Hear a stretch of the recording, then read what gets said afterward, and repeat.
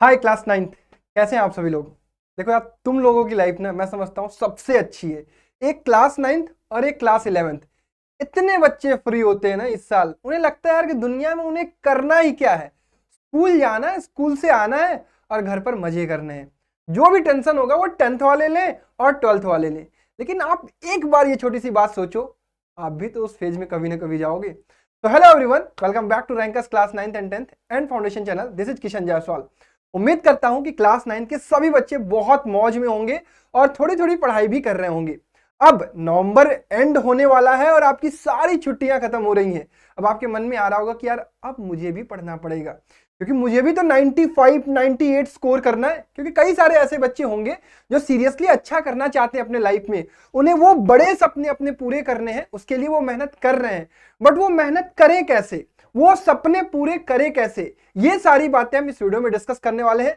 सभी सब्जेक्ट, चाहे वो मैथ हो, साइंस हो, सोशल हो, इंग्लिश हो, हिंदी हो, आपका कंप्यूटर एआई हो, सभी सब्जेक्ट की स्ट्रेटजी बताने वाला हूं। आखिरी 3 महीने में आपको किस तरीके से काम करना है, जैसे क्लास 10th के बच्चे और क्लास 12th के बच्चे प्लान करके चीजें करते हैं ना, वो मैं आपको सिखाने वाला हूं कि प्लानिंग करते कैसे और उसको इंप्लीमेंट कैसे करते हैं। तो फटाफट से यार वीडियो को देखना शुरू कर दो, और टाइम कम है तो वीडियो की स्पीड बढ़ा लो, बट पूरा वीडियो देखना, तभी वो तुम्हें सारी चीजें पता चलेंगी। और एक बहुत बढ़िया गिफ्ट भी आपको देने वाला हूं, वो आपको वीडियो में आगे पता चलेगा। तो मेरे प्यारे बच्चों, क्या है टारगेट तुम लोगों का? 98? तो कैसे आ जाएगा? ऐसे सोए सोए आ जाएगा? ऐसे रील्स स्क्रॉल करके आएगा कि यूट्यूब की शॉर्ट्स स्क्रॉल करके आएगा? नहीं, आपको पढ़ना पड़ेगा। एक बेहतरीन स्ट्रेटजी बनानी पड़ेगी, और वो स्ट्रेटजी से सबसे पहले आपको ये अपने आप से पूछना पड़ेगा कि मैं 98% लाना चाहता हूं क्लास 9th में ही, क्यों? क्या कारण क्या है? इसका कारण आपको यह समझना पड़ेगा कि ये जो क्लास 9th वाला आपका साल है, फिर आप अगले साल 10th में जाओगे। चलो ये भी तो एक छोटी सी बात है। 10th के बाद आप कहां जाते हो? अब आप जाते हो 11th प्लस 12th में। यहां पर आप क्या करते हो, क्योंकि आगे आने वाला जमाना कंपटीशन का होने वाला है, यानी आप कंपटीशन की प्रिपरेशन स्टार्ट करते हो। अब यार तुम समझो ना, आगे कंपटीशन कितना टफ होने वाला है। लाखों बच्चे 9th-10th में, अप्रोक्सीमेटली 30 लाख बच्चे 9th-10th में होते हैं, जिसमें से 10 से 12 लाख बच्चे जेई के फील्ड में जाते हैं, और 20 लाख के आसपास बच्चे कहां जाते हैं? नीट के फील्ड में जाते हैं। यानी 10 लाख बच्चों में से पता है सिलेक्शन कितने का होता है जेई में? थोड़ा सा मैं आपको एक चीज बता रहा हूं, आईआईटी में सिलेक्शन केवल 20 से 30 हजार बच्चों का होता है, या 40 हजार बच्चों का होता है, ठीक। इसी प्रकार नीट में उस 20 लाख बच्चों में से कितने बच्चों का सिलेक्शन होता है? 50 हजार का केवल, और उसमें भी कई सारे बच्चे रिपीट कर रहे होते हैं। तो समझ रहे हो कि कंपटीशन कितना टफ है। यानी आपने आपको धीरे धीरे धीरे धीरे इंप्रूव करना पड़ेगा। मानता हूं 9th है, मौज का ईयर है, मौज करो, कोई दिक्कत नहीं है, लेकिन आपको अपना गोल ध्यान रखना है कि आपको फ्यूचर में कहां पहुंचना है।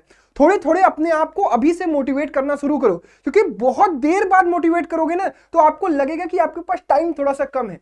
और आपको एक बात मैं बता देना चाहता हूं, शायद आपको कोई ना कोई बताया ही होगा, कि क्लास 9th की जो चीजें आप पढ़ रहे हो ना, इसी का एक रौद्र रूप कहने का मतलब है कि इसी का बड़ा रूप आपको क्लास 11th में देखने को मिलेगा, और क्लास 10th का जो रूप है वो बड़ा रूप आपको 12th में देखने को मिलेगा। यानी 9th और 10th स्ट्रांग होना चाहिए। जैसे आपसे कहा जाता है ना कि एक बड़ी सी बिल्डिंग बनानी है तो उसका बेस बहुत स्ट्रांग रखना पड़ेगा, वहां पे ज्यादा काम करना पड़ेगा, क्योंकि बिल्डिंग तो ऊंची खड़ी हो जाएगी, लेकिन अगर फाउंडेशन कमजोर रहेगा तो बाद में वो गिर जाएगी, ठीक है।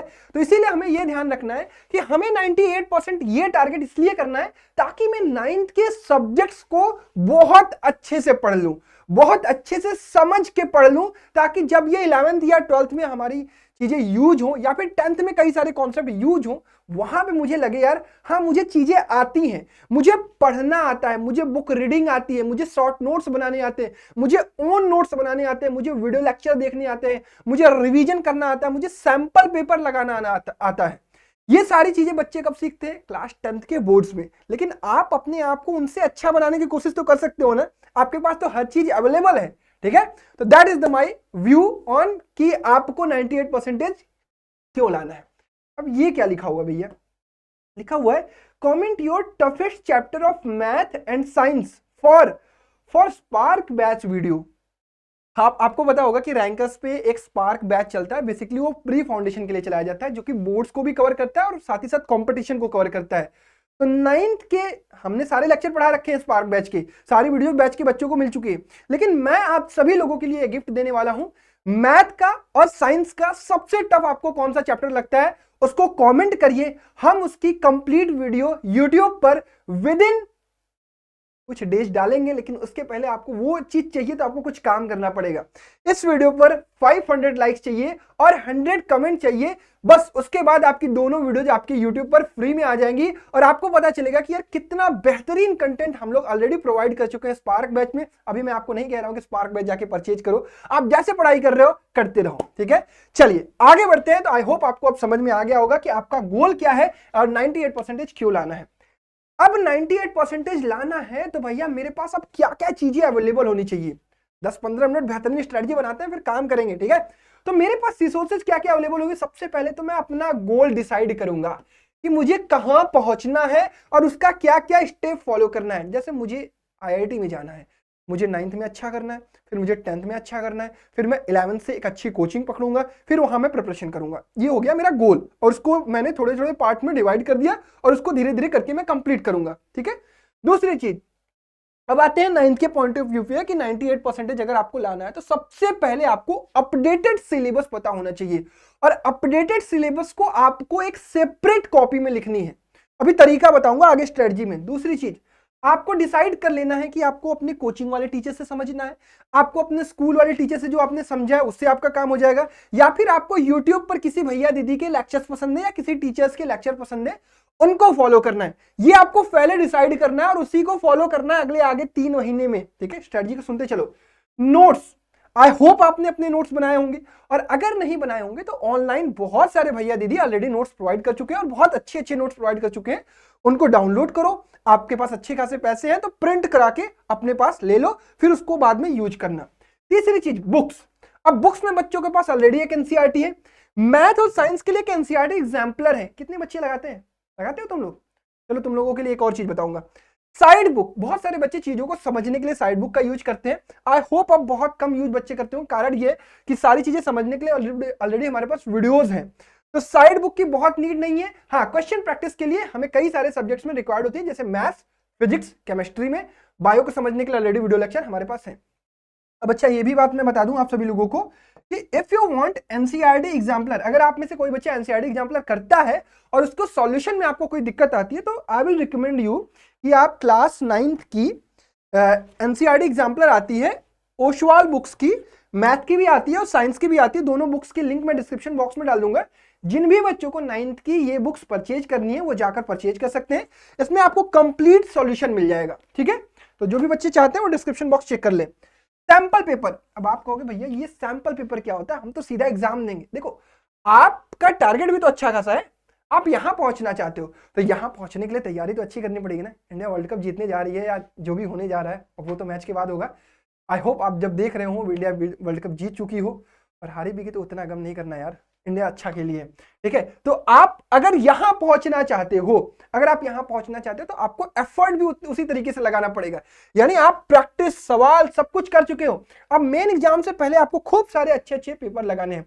तो जिन भी बच्चों को सैंपल पेपर अटेम्प्ट करना है उनके लिए भी मैं रिकमेंड करूंगा कि वो सवाल की सैंपल पेपर भी आती है क्लास 9th के लिए, मैथ्स और साइंस दोनों की, एसएसटी हिंदी इंग्लिश के लिए भी आती है। तो आप जो भी चाहें परचेज कर सकते हैं वो सॉल बुक्स की, ये मैं आप सभी लोगों को रिकमेंड करूंगा। इसके बाद रिवीजन नोट्स, ये रिवीजन नोट्स आपको बहुत हेल्प करेंगे चीजों को रिवाइज करने में। चाहे मैं बात करूं मैथ्स की तो वहां आपको फॉर्मूला सीट बनाने पड़ते हैं, साइंस और सोशल साइंस की आपको शॉर्ट नोट्स बनाने पड़ते हैं, ठीक है। तो ये सारी चीजें आपके पास अवेलेबल होनी चाहिए ताकि आप वो 98% का सपना अपना पूरा कर सके। चलिए अब थोड़ी सी टाइमलाइन को समझते हैं। अब ये टाइमलाइन क्या है भैया, आप अभी कहां पे प्रेजेंट हो? आप अभी प्रेजेंट हो नवंबर में, जहां पर आपने क्या मजे किए हैं। एक तो आपने दिवाली, उससे पहले दशहरा, खूब सारी छुट्टियां मनाई है। कोई बात नहीं यार, इसी के लिए तो छुट्टियां ही होती हैं। फिर आपने ये छठ भी बहुत सारे बच्चे मनाते हैं, हम लोगों की साइड इधर बिहार यूपी में काफी छठ मनाया जाता है। लेकिन ये आपके मेजर जो फेस्टिवल्स हैं वो कंप्लीट हो चुके हैं। इसके बाद में नवंबर में आपके पास 10 दिन अवेलेबल है, 20 तारीख के आसपास ये सब खत्म हो रहा है। फिर दिसंबर आपके पास पूरा है, अप्रोक्सीमेटली मान लेता हूं 30 दिन, 31 का होता है या 30 का होता है, जो भी है। फिर उसके बाद जनवरी भी आपका 31 दिन है। अब ये 3 महीने हैं, 30, 30, 60, 10, 70, और कई सारे बच्चों के स्कूल में फरवरी या मार्च में आपके एग्जाम स्टार्ट होते हैं। यानी आपके पास 30, 30, 60, 10, 70, अप्रोक्सीमेटली 70 से 80 दिन, चलो मैं मान लेता हूं कि ये दिन अवेलेबल है। इन्हीं दिन में आपको सारा काम करना है। आई होप आप ऑलरेडी पढ़ाई कर रहे होगे, और जो बच्चे अभी से आ रहे हैं, जिनके अंदर अभी मोटिवेशन आया, क्या वो भी अच्छा कर सकते हैं? बिल्कुल कर सकते हैं। अगर यार देखो लास्ट टाइम में आप अपनी ईमानदारी से फुल एफर्ट देते हो ना, तो आप अपने अंदर इंप्रूवमेंट ला सकते हो। अगर आपके हाफ ईयरली में 60% आए हैं, 65% आए हैं, तो आप भी वो 95, 90, 85 के ऊपर जा सकते हो। लेकिन हाँ, ये 3 महीने जो मैं बता रहा हूं उसको आपको काम करना पड़ेगा, ठीक है? तो ये 70 से 80 दिन में आपको काम करना है, और इस काम को आपको डिवाइड करने के लिए पहले एक और काम करना है। क्या? Make your own strategy copy. इसमें हमें अपनी सारी चीजें लिखनी है, बहुत इंपॉर्टेंट चीजें लिखनी है भाई। अभी बता रहा हूं क्या क्या लिखनी है। सबसे पहले तो ये टाइमलाइन बनाओ कि नवंबर का महीना, ये 10 दिन बचा हुआ है, ये 30 दिन, ये 31 दिन, ये फरवरी में जब आपका एग्जाम होने वाला है, ठीक? अब इसी स्ट्रेटजी कॉपी पर जो मैंने ऑलरेडी बताया कि आपको सिलेबस लिखना है। सिलेबस किस प्रकार से लिखना है? एक पेज पे मैथ, एक पेज पे साइंस, एक पेज पे एसएसटी, एक पेज पे इंग्लिश, और एक पेज पे हिंदी, और इफ यू हैव सीएस और IT then you can write it also, ठीक है? अब इस पे सारे लिख देने हैं, सारे चैप्टर्स लिख दिए। सपोज मैथ्स में आपके 12 चैप्टर हैं इस बार, तो मैथ्स के चैप्टर्स लिख दिए आपने। अब आपको यहां पर क्लिक करना है कि कौन कौन से चैप्टर आपके कंप्लीट हैं, जो आपको ऑलरेडी आते हैं, उनमें आपको मेहनत करने की जरूरत ही नहीं है, ठीक है? सपोज मैंने क्लिक कर दिया ये और ये। अब ये जो बच गए, इनको आपको आगे जाके खत्म करना है। खत्म करने का सेंस क्या है कि आपको इनको कंप्लीट करना है। सिमिलरली आपको साइंस में भी वही काम करना है, सिमिलरली एसएसटी में भी वही काम करना है, और वही काम इंग्लिश और हिंदी में करना है। स्ट्रेटजी शुरू हो चुकी है, इसी को आपको फॉलो करना है, और इसी स्ट्रेटजी कॉपी में ये सारी चीजें लिखो, क्योंकि यही सारी चीजें आप इंप्लीमेंट करने वाले हो इस वीडियो के बाद से, ठीक है? आगे बढ़ते हैं।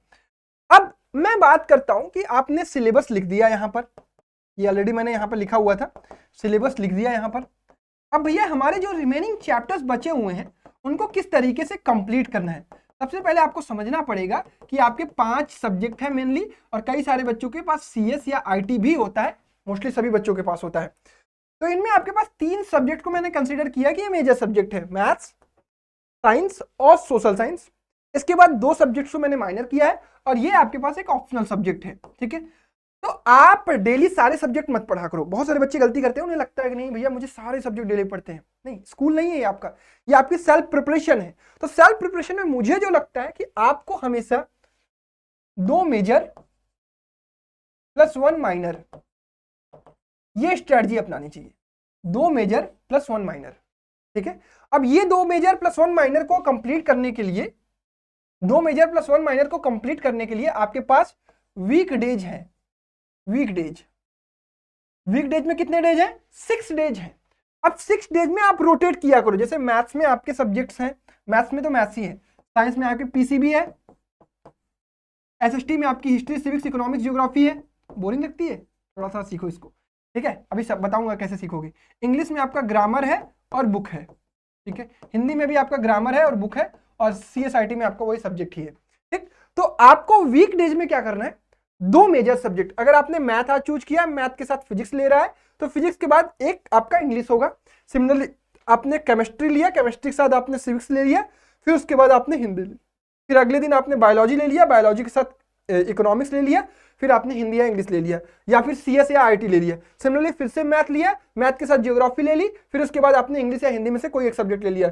सिमिलरली आपका 2 सब्जेक्ट ज्योग्राफी का बचा हुआ है, एक इसका बचा हुआ हिस्ट्री, बायोलॉजी ले लिया, फिर एक सीएस या आईटी ले लिया। अब आप समझ रहे हो कि आप हर हफ्ते सारे सब्जेक्ट को टच कर रहे होगे, बहुत ज्यादा आपके पास बर्डन भी नहीं आ रहा होगा, और संडे आपके पास फ्री टाइम है, मौज भी करेंगे यार, ठीक है? अपने को ना बहुत इंजॉय करते हुए पढ़ाई करना है, बहुत टेंस नहीं होना है। 9th में इतना लोड नहीं लेना है। हाँ, 9th में बस इतना लोड लेना है कि अपने को सारा काम करते चलना है, मौज भी करना है, क्रिकेट भी देखना है, फोन भी चलाना है, और छोटी मोटी वेब सीरीज अच्छी आई तो वो भी देखना है। बट अपनी प्रिपरेशन को डिसकंटिन्यू नहीं करना है, क्योंकि अपने को मेजर गोल अचीव करना है ना, तो वो चीज डेवलप करने के लिए ही मैं सारी चीजें आपको सिखा रहा हूं, ठीक है? तो ये हो गई आपकी सब्जेक्ट, इस तरीके से आप प्लान कर रहे हो। अब मैं हर सब्जेक्ट की एक स्ट्रेटजी आपको बताता हूं कि किस किस सब्जेक्ट में कैसे कैसे काम करना है। सपोज आप मैथ पढ़ रहे हो, तो मैथ में आप सबसे पहले क्या करते हो? आप कोई एक वीडियो लेक्चर देखोगे, 1 शॉट, ठीक है, जहां से आप चैप्टर को समझोगे, आप अगर नए बच्चे हो। फिर आप क्या करोगे? एनसीईआरटी लगाओगे, ठीक? एनसीईआरटी जरूर लगानी है, एक एक सवाल एग्जाम्पल दोनों लगाने हैं। फिर उसके बाद कई सारे बच्चे एनसीईआरटी एग्जाम्पलर लगाते हैं, ऑलरेडी मैंने कहा है आपसे, आप लगा सकते हो। अब एनसीईआरटी एग्जाम्पलर लगाओ या फिर आप आरएस या आरडी लगाओ। ध्यान ये रखना है मैथ्स में आपको हर चैप्टर में अप्रोक्सीमेटली 50 to 60 क्वेश्चन प्रैक्टिस करने हैं, ये ध्यान रखना है। नहीं करोगे तो फिर नए सवाल नहीं लगा पाओगे, ये आदत अभी से बनानी है। 50 to 60 क्वेश्चन प्रैक्टिस करने हैं। इसके बाद आपको फॉर्मूला सीट आपको बनानी है जो आपको काम करेगी रिवीजन के लिए। ये बहुत इंपॉर्टेंट चीज है, ठीक है। वीडियो लेक्चर देखा, यहां से जो इंपॉर्टेंट चीजें निकली उसको आपने नोट्स में लिख लिया, फिर उसके बाद आपने एनसीईआरटी लगाई, एग्जाम्पलर लगाया या फिर आरएस लगाया या फिर आरडी लगाया, जो भी किताब आपके पास अवेलेबल है। फिर उसके बाद आपने उस चैप्टर का फॉर्मूला सीट बना दिया। अब ये फॉर्मूला सीट आपको कहां काम करेगा? रिवीजन में काम करेगा, ठीक है।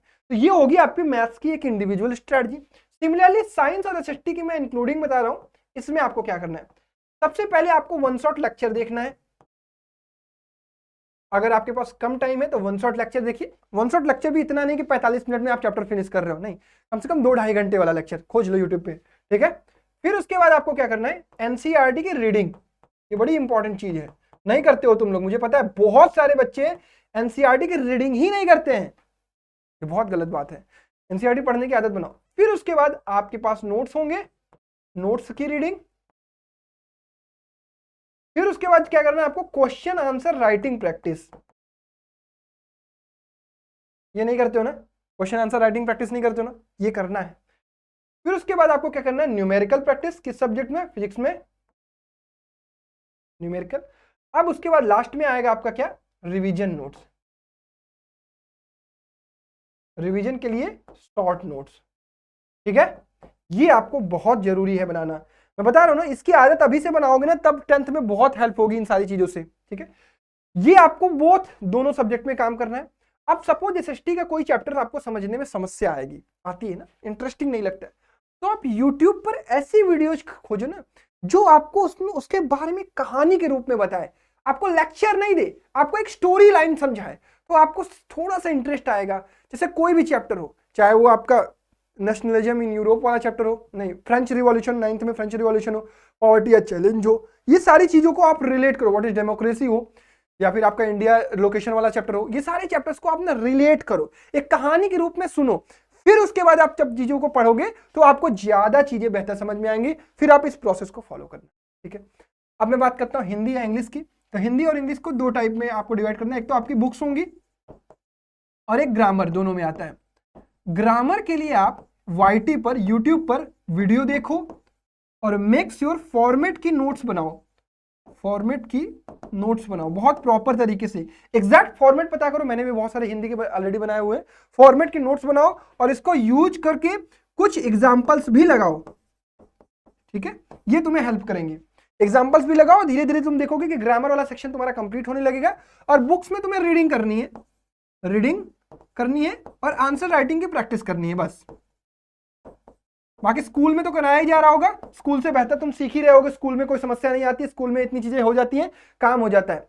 CSIT जिन बच्चों का है तो उसको आपको धीरे धीरे स्कूल में जिस तरीके से पढ़ाया जाता है, थोड़ी सी घर पे आकर हफ्ते में एक दिन, 1 टाइम इन अ वीक आपको प्रैक्टिस करनी चाहिए थोड़ी सी चीजों को याद करने की, क्योंकि एक नया एडिशनल सब्जेक्ट है जो कि आप सीख रहे हो, ये आपको इन फ्यूचर हेल्प करेगी। तो ये होगी आपकी सब्जेक्ट वाइज स्ट्रेटजी और इसको आप हर सब्जेक्ट में इसी तरीके से फॉलो करने जा रहे हो अगले 2 से 3 महीनों में। अब इन लास्ट थोड़ी सी बातें डिस्कस कर लेते हैं। ये सारी चीजें मैंने बताई, ये स्ट्रेटजी बताई, आज आप वीडियो देख रहे होगे, अपने आप को मोटिवेटेड फील कर रहे होगे, हाँ ऐसे ऐसे काम करना है। लेकिन ये मोटिवेशन आपका बरकरार क्यों नहीं रह पाता है? उसका कारण क्या है?